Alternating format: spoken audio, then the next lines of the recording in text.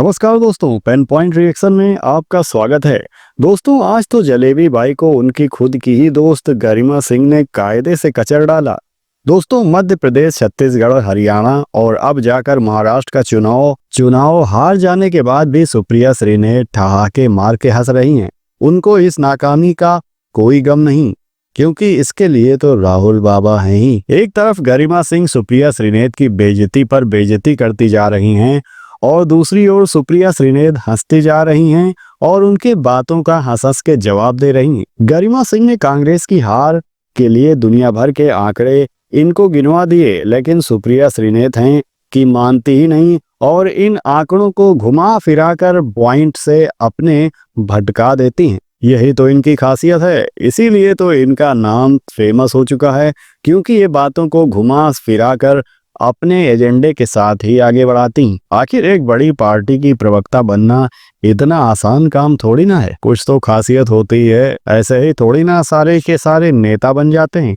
तो चलिए आज की डिबेट वीडियो पर रिएक्शन वीडियो शुरू करते हैं। मध्य प्रदेश हारे, राजस्थान हारे, छत्तीसगढ़ हारे, हरियाणा हारे और महाराष्ट्र हारे। मारो हमको जिंदा मत छोड़ो सालो। हम कोई मंदिर का घंटा है कि कोई भी आके बजा जाता है क्या उसके बाद ये सारे सवाल जायज हो जाते हैं क्या कि कौन लीड करेगा इंडिया को, अलायंस को?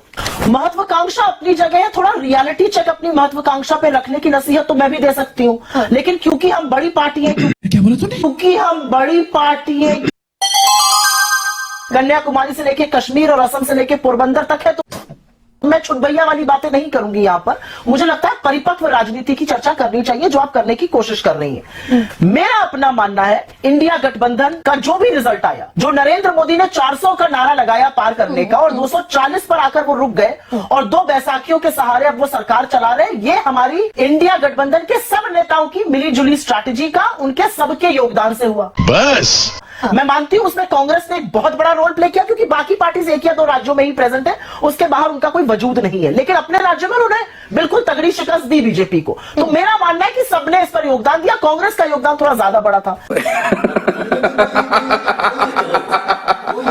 असलियत यह है कि इस संविधान को जिसको बदलने की, जिसकी प्रतियां भाजपा और उनके पूर्वज जलाते थे, इस संविधान को नरेंद्र मोदी को मजबूर करके उनको सिर माथे पे लगाने का काम कांग्रेस और राहुल गांधी और खड़गे जी ने किया। इसमें मुझे संशय नहीं है कुछ भी कहने में, और मुझे इस बात की खुशी है कि हर इंडिया के सांसद ने संविधान हाथ में लेकर अपने सांसद पद की शपथ ली थी। मैं ये कहना चाहती हूँ। और 6 महीने बाद लोकसभा की जो हुंकार थी, बेरोजगारी की, महंगाई की, लोकसभा की जो हुंकार थी, जो एक परसेप्शन बिल्डअप हुआ कि भाई जीती हुई पार्टी हारी हुई दिखी, हारे हुए लोग जीते हुए दिखे, ये परसेप्शन ढह भी गया क्या हरियाणा के बाद और महाराष्ट्र के बाद?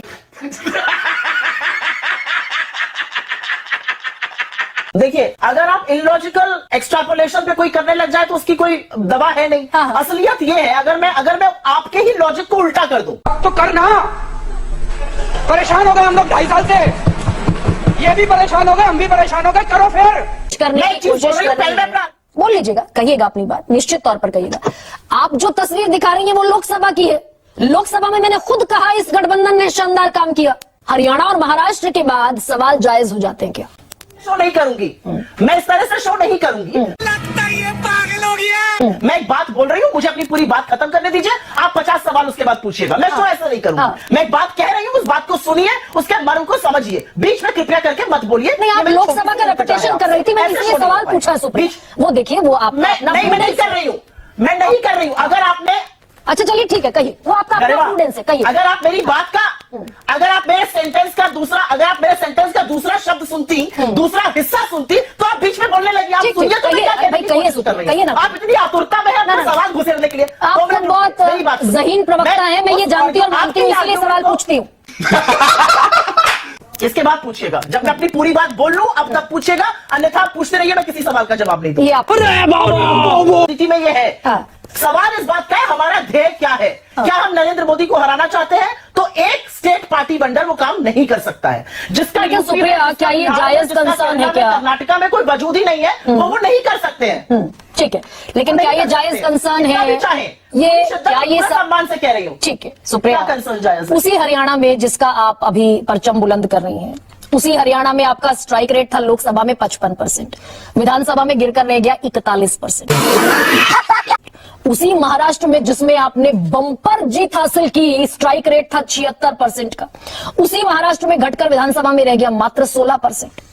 ठीक ऐसा ही झारखंड में आप सबसे कम स्ट्राइक रेट वाली पार्टी हैं, आरजेडी भी आपसे बेहतर है 66%, आप मात्र 53% का स्ट्राइक रेट है कांग्रेस पार्टी। अरे आरजेडी के 2 विधायक है, हमारे 16 विधायक है, क्या कंपैरिजन कर रहे हैं? मैं स्ट्राइक रेट की बात कर रही हूँ, जितनी लड़ी और जितनी जीती। एक जगह चुनाव लड़ी, नहीं स्ट्राइक, अगर एक जगह चुनाव लड़े एक जगह जीत जाए तो 100% स्ट्राइक रेट थोड़ी कहा जाएगा। एप्पल्स टू एप्पल्स कंपेयर करिए, पॉलिटिकल साउंड पॉइंट्स करिए। जिस पार्टी ने 3 जगह चुनाव लड़ा, जिसने 30 जगह लड़ा, बराबर है। अरे 10 गुना उससे ज्यादा सीट लड़ी। सुप्रिया फॉर जीता तो मेरा स्ट्राइक रेट 100% हो जाएगा। अच्छा नहीं, तो आप फिर चलिए मैं आंकड़े छोड़ देती हूँ थोड़ा सा, ठीक है, आप थोड़ा सा कुतर कर रही है। नहीं सुप्रिया, मैं इसको प्रूव कर सकती हूँ। पकड़ लिया मैंने आपको, सुनिए ना Supriya, you have been great, लेकिन मैं इसको साबित कर सकती हूँ। मैं तो झारखंड की बात कह रही हूँ। एक पार्टी, अगर एक पार्टी गलत कह रही है यहाँ पर, गरबा जी आप मेरी बात ही नहीं सुनना चाह रही है। झारखंड में आरजेडी ने 3 सीट लड़ी, हमने 30 लड़ी, तो ऑब्वियसली अगर वो ज्यादा 3 में से 2 जीत जाएंगे तो उनका स्ट्राइक रेट बढ़ जाएगा। मैं वोट शेयर की बात नहीं कर रही, तो मेरा 100% स्ट्राइक रेट का मतलब, स्ट्राइक रेट का मतलब ये है 100 लड़े तो कितनी जीते, 100 से हिसाब लगाने का स्ट्राइक रेट का मतलब है। एग्जैक्टली। हाँ, तो आप स्ट्राइक रेट समझ ही नहीं रही मैं क्या कह रही हूँ। अच्छा चलिए सुप्रिया, भाई आपका नॉलेज तो कमाल का है भाई। कहा आरजेडी ने 3 सीटें लड़ी थी। सुप्रिया मुझसे आंकड़ों में बहस बहुत मुश्किल होती है जीतनी, बहुत मुश्किल। नहीं, आप ही मेरे आंकड़ों की भी तारीफ करती रही है, फिर आप ही तारीफ करती रही, लेकिन ये उत्तर प्रदेश में आंकड़े दिखाते हुए नजर आए अखिलेश यादव। आज आपका आंकड़ा थोड़ा कुतर्क है और थोड़ा असहज करता है ना सुप्रिया, लेकिन उत्तर प्रदेश में अखिलेश यादव ने भी आंखें दिखा दी, लोकसभा में 7 सहज नहीं करता है। उपचुनाव में आपको उपचुनाव में 9 में से 0 सीट ऑफर किया उत्तर प्रदेश में, क्योंकि हमें लगा उत्तर प्रदेश में बजाय 2 सीटों पर लड़कर हम लड़ाई को कमजोर करें, बेहतर है कि जो हमारी ज्यादा प्रबल दावेदारी वहां पर सपा की थी वो लड़े। सपा ने हरियाणा में न लड़ने का फैसला हमसे बातचीत करके ही किया था, और हमने सपा से बातचीत करके ये फैसला किया कि 9 की 9 सीटें यूपी में आप लड़िए।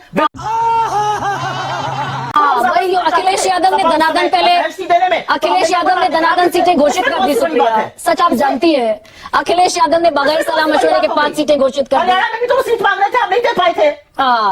तो खैर आखिर में भाई अजय राय कहते रह गए, इसमें कौन सी बड़ी बात हो गई कि हमने तो 5 सीटें देकर भेज दिया है प्रपोजल, अब आला कमान तय करेगा। एक दूसरे से, ठीक गरिमा जी, तो गरिमा जी घटक दल तो एक दूसरे से ज्यादा सीटें मांगेंगे, कहेंगे तो मनोज सिंह काका कल को हमारा और सपा का दोबारा से लड़ाई हो।